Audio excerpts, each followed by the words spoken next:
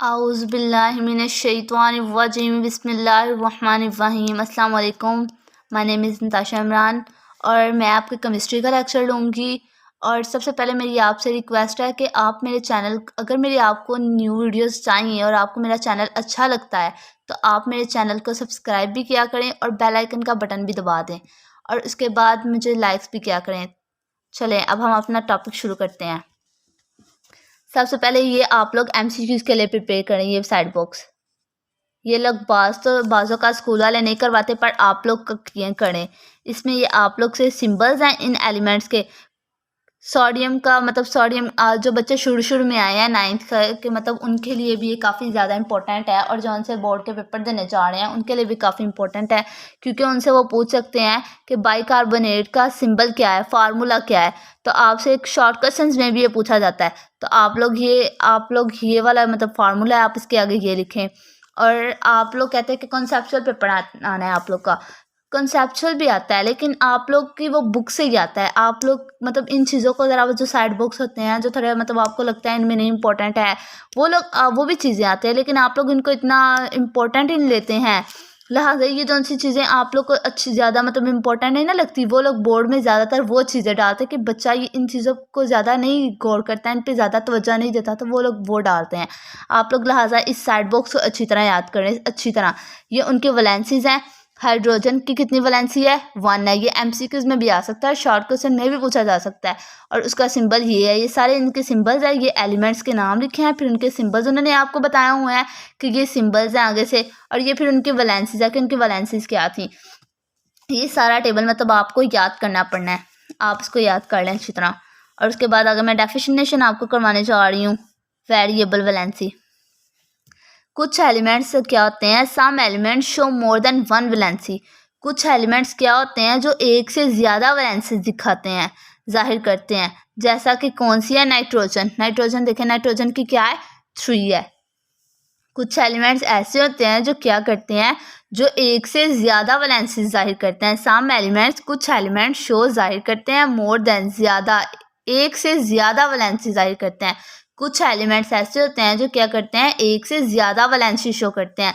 उनको हम क्या कहलाते हैं, वेरिएबल वैलेंसी। अब इधर क्या है, फॉस्फेट क्या है, एक वेरिएबल वैलेंसी है। उसके बाद नाइट्राइड क्या है, वेरिएबल वैलेंसी रखता है। जो एक से ज़्यादा वैलेंसी रखते हैं उनको हम क्या कहते हैं, वेरिएबल वैलेंसी कहते हैं। जैसा कि अब हमारे पास है इन फेरस सल्फेट। अब ये फेरस सल्फेट का फार्मूला है और ये इसकी वैलेंसी है। अब ये इस साइड बॉक्स में नहीं है लेकिन ये आपको नीचे बताई है तो आप इसको भी अच्छी तरह MCQ के लिए प्रिपेयर कर लें। फेरस सल्फेट का फार्मूला ये है और इसमें कितनी वैलेंसी पाई जाती है। फेरस सल्फेट आयरन को कहते हैं, आयरन लैटिन वर्ड में इसको आयरन कहते हैं, हमारी कौमी ज़ुबान में इसको आयरन कहते हैं, वैसे इसको फेरस सल्फेट कहा जाता है लैटिन वर्ड में। फेरस सल्फेट को क्या, जिसको हम आयरन भी कहते हैं, उसके फार्मूला ये है और उसकी वैलेंसी 2 है। और उसी की तरह फेरिक सल्फेट वो कहते हैं इसके एंड पे 4 आ गया तो फेरस हो गया, इसके एंड पे 3 आ गया, 3 होगा तो IC आ जाएगा, फेरिक सल्फेट। फेरस अगर 4 आ जाएगा तो फेरस OUS एंड पे आ जाएगा, अगर 3 एंड पे आ जाएगा तो फेरिक। ये फार्मूले में मतलब थोड़ा सारा नाम चेंज आपको डिफ़िकल्ट कर लगता है, आप लोग बस इसको अच्छी तरह याद कर लें। ये सारे मतलब केमिकल्स में यही होगा। जिसके एंड पे 4 वैलेंसी होगी इसको हम कहेंगे फेरस, जिसके एंड पे 3 होगी इसको हम रिक कहेंगे, IC इसका एंड पे होगा। और फेरिक सल्फेट जिसका फार्मूला ये है, ये फार्मूला भी आपको मतलब पूछा जा सकता है कि आप फार्मूला भी हमें बताएं इसका फेरिक सल्फेट का फार्मूला क्या है, तो आपसे पूछा जा सकता है, आप इसको अच्छी तरह याद करें। The valency of iron is 3 और इसके वैलेंसी क्या है, फेरिक सल्फेट की वैलेंसी 3 है।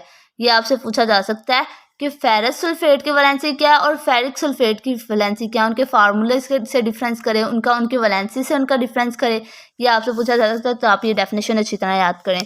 बाज़ औक़ात तो स्कूल में नहीं करवाई जाती लेकिन ये काफ़ी इंपॉर्टेंट है तो आप इसको नज़रअंदाज ना करें, इसको भी अच्छी तरह याद करें।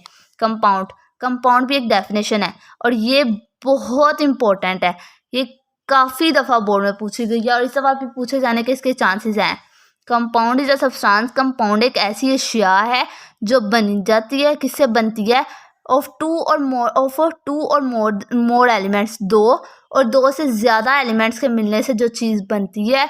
केमिकल्स केमिकल की मौजूदगी में दो और दो से ज़्यादा एलिमेंट्स का मिलना किसके दरमियान, एक फिक्स रेशो के दरमियान कि इतनी तादाद में, इतनी टेम्परेचर में हमने इसको मतलब बनाना है, वो क्या कहलाता है, कंपाउंड कहलाता है। किसी दो और दो से ज़्यादा एलिमेंट्स का केमिकल की मौजूदगी में उनका फिक्स रेशो पे काम करना क्या कहलाता है, कंपाउंड्स कहलाता है। अब इसकी एग्जांपल है ये हमारे पास, ये एग्जांपल एक है, अगर आप चाहें तो दूसरी एग्जांपल कर सकते हैं। ये दो एग्जांपल हैं, इनमें से आप एक प्रिपेयर कर सकते हैं जो आपको इजीली याद हो जाए। कार्बन डाइऑक्साइड हमारे पास एक एलिमेंट है, वो किससे बनता है, वो बनता है कार्बन से और ऑक्सीजन से।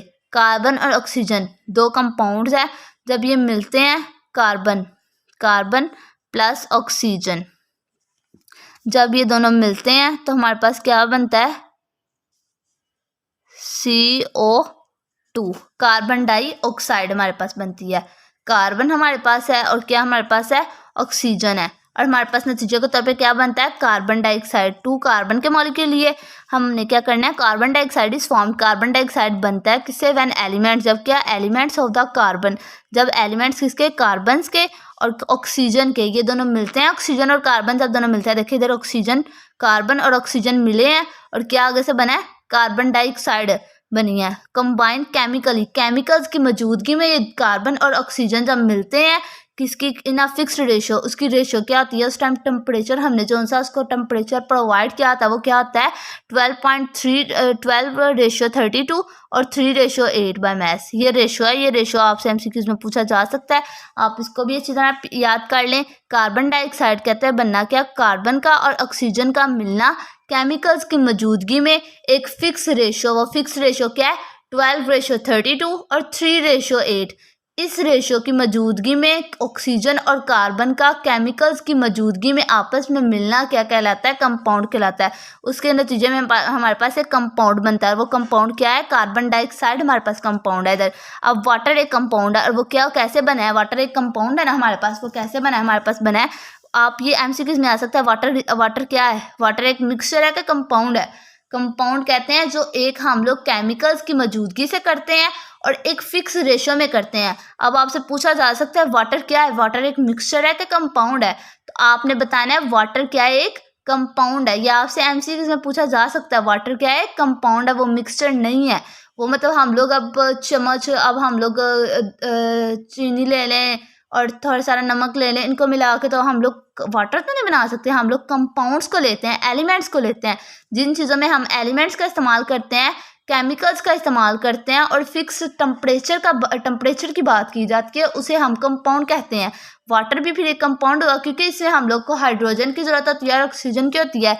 जब H2+O मिलेगा तब भी तो H2O बनेगा, जब हाइड्रोजन और ऑक्सीजन मिलेगा तब भी तो वाटर हमारे पास बनेगा। वाटर इज अ कंपाउंड, पानी एक ऐसा कंपाउंड है जो बनता है केमिकल कॉम्बिनेशन, केमिकल्स, ये दोनों एक केमिकल्स ही है ना, हाइड्रोजन एक एलिमेंट है केमिकल का और वो ऑक्सीजन भी एक है, तो ये दोनों मिलते हैं बिटवीन हाइड्रोजन के दरमियान और ऑक्सीजन के दरमियान। जब हाइड्रोजन और ऑक्सीजन मिलते हैं तो उनकी से क्या बनती है, एक फिक्स रेशो के दरमियान। और वाटर की फिक्स रेशो क्या है, 1:8। ये एमसीक्यूज में आ सकती है रेशोज, आप रेशोज को अच्छी तरह याद कर ले कि कार्बन डाइऑक्साइड की क्या है, वाटर की क्या है, 1:8 में बाय इट्स मैस, और उसका मैस 1:8 होता है। क्या, वाटर हाइड्रोजन और ऑक्सीजन का मिलना केमिकल्स की मौजूदगी में एक फिक्स रेशो जो क्या है 1:8 में, तो क्या बनता है, एक कंपाउंड बनता है। वो क्या होता है, कंपाउंड वाटर होता है। हमारे पास नतीजे के तौर पे जब हाइड्रोजन और ऑक्सीजन ये दोनों मिलते हैं, ये केमिकल्स हैं, ये केमिकल्स की मौजूदगी में आपस में मिल रहे हैं और इसकी हमने टेम्परेचर क्या, हमने इनको प्रोवाइड किया है 1:8, हमने इनको टेम्परेचर प्रोवाइड किया है, तो हमारे पास नतीजे के तौर पे क्या बना है, वाटर। ये H2O जो हमारे पास है वो क्या है, वाटर। ये वाटर को केमिकल्स में इस कंपाउंड से H2O वाटर को कहते हैं।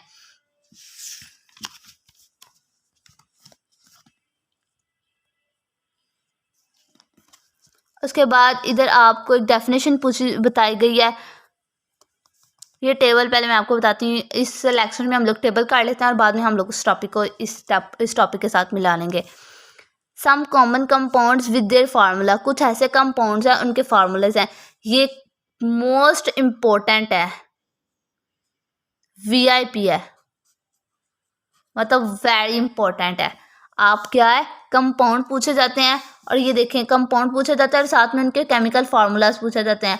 अगर आपने केमिकल फार्मूलाज इधर से याद कर लिए हैं फार्मूले इनके, तो आपके लिए तो आसानी है, आपको मतलब ये इतने ज़्यादा याद नहीं करने पड़ेंगे। लेकिन कुछ ऐसे केमिकल्स हैं जो पिछले टेबल में नहीं है लेकिन वो इधर है, तो ये काफ़ी ज़्यादा जो टेबल्स होते हैं उनमें से एमसीक्यूज आपके ज़्यादातर डाले जाते हैं, तो आप टेबल्स को अच्छी तरह तवज्जो से पढ़ा करें।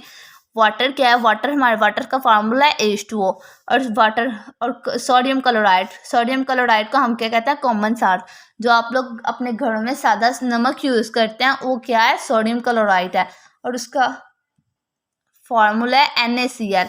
उसके बाद सिलिकॉन डाइऑक्साइड, ये जो आपकी रेत है, जो हमारी रेत होती है उसको हम क्या कंपाउंड है, सिलिकॉन डाइऑक्साइड, उसका फार्मूला है SiO2। उसके बाद सोडियम हाइड्रोक्साइड, ये कॉस्टिक सोडा, जो आप लोग अपने कपड़ों में, आपके कपड़ों को मतलब आपकी सर्फ में ये कॉस्टिक सोडा डाला होता है, और काफ़ी ज़्यादा आपके लिए कपड़ों को वॉश करने के लिए, आपके डिटर्जेंट साफ़ करने के लिए ये इस्तेमाल होता है कॉस्टिक सोडा। इसका दूसरा नाम क्या है, ये इसके दूसरे नाम है, जो साइड बॉक्स ये साइड में ब्रैकेट में लिखे हुए हैं ना, इनके दूसरे नाम है, और इन नाम से भी पूछा जा सकता है फार्मूला लिखे, तो इनका भी फार्मूला यही है। तो आप अच्छी तरह इनसे कन्फ्यूज़ नहीं होना कि अगर वो आपसे पूछ लें कि लाइमस्टोन का फार्मूला लिखे, तो आपका ये तो हमने पढ़ा ही नहीं था। ऐसे नहीं है, आपने पढ़ा हुआ है। लाइमस्टोन साइड पे जो बॉक्स है इसका लाइमस्टोन का फार्मूला भी यही है, CaCO3, और ये कंपाउंड से आपने अच्छी तरह याद करना है। सोडियम कार्बोनेट वॉशिंग सोडा इसे कहा जाता है। वॉशिंग सोडा मतलब आप लोग जो आपके कपड़ों में ये भी इस्तेमाल होता है। इसका फार्मूला है, इसमें 10H2O के 10 मॉलिक्यूल्स पाए जाते हैं, 10H2 होता है। अब मैंने आपको बताया वाटर या वॉशिंग सोडा मतलब कपड़ों में यूज़ होता है, तो पानी की ज़रूरत होता है कपड़ों में धोने के लिए, तो 10H2O मॉलिक्यूल्स, इसमें वाटर के मॉलिक्यूल्स ज़्यादा होते हैं क्योंकि इसमें हम लोग इसको वॉश करने के पर्पज़ के लिए इस्तेमाल करते हैं, इसलिए इसमें हाइड्रोजन के वाटर के मॉलिक्यूल ज़्यादा होते हैं। उसके बाद कैल्शियम ऑक्साइड, जिसको हम क्विकलाइम कहते हैं, और इसकी क्या है, CaO, इसको हम लोग मैन्युफैक्चर के लिए, इसे हम यूरिया बनाने के लिए इस्तेमाल करते हैं, खाद्य वगैरह। उसके बाद कैल्शियम कार्बोनेट, जिसको हम लाइमस्टोन भी कहते हैं, CaCO3। शुगर जो हम चीनी इस्तेमाल करते हैं उसका फार्मूला है C12H22O11। उसके बाद सल्फ्यूरिक एसिड को केमिस्ट्री में इसका केमिकल्स का किंग कहा जाता है। ये किंग है और ये क्वीन है। ये केमिस्ट्री के जो कौन सा शहंशाह है, जो बादशाह है, वो कौन सा केमिकल है, वो सल्फ्यूरिक एसिड है। सल्फ्यूरिक एसिड को केमिस्ट्री का बादशाह कहा जाता है, और जो बादशाह की मलका जौन सी है केमिस्ट्री में वो कौन है, अमोनिया है। ये आप लोग के इंफॉर्मेशन के लिए मैंने वैसे बताया, लेकिन आपको ये लेसन में नहीं है। ऐसे जौन सी केमिस्ट्री के जो किंग कहा जाता है वो सल्फ्यूरिक एसिड को कहा जाता है, और जौन सी क्वीन है वो अमोनिया आती है। अमोनिया का फार्मूला है NH3। आप इसको अच्छी तरह याद करिए, ये VIP है आपके लिए, बोर्ड में काफ़ी इंपॉर्टेंट है। और मैं आपको दोबारा बोल रही हूँ, अगर आपको मेरा चैनल अच्छा लगा तो सब्सक्राइब भी कीजिएगा और बेल आइकन का बटन दबाएगा और लाइक्स भी किया करें, ताकि मेरी न्यू आने वाली वीडियोज़ आप तक जल्द से जल्द पहुँच सकें। अल्लाह हाफिज़।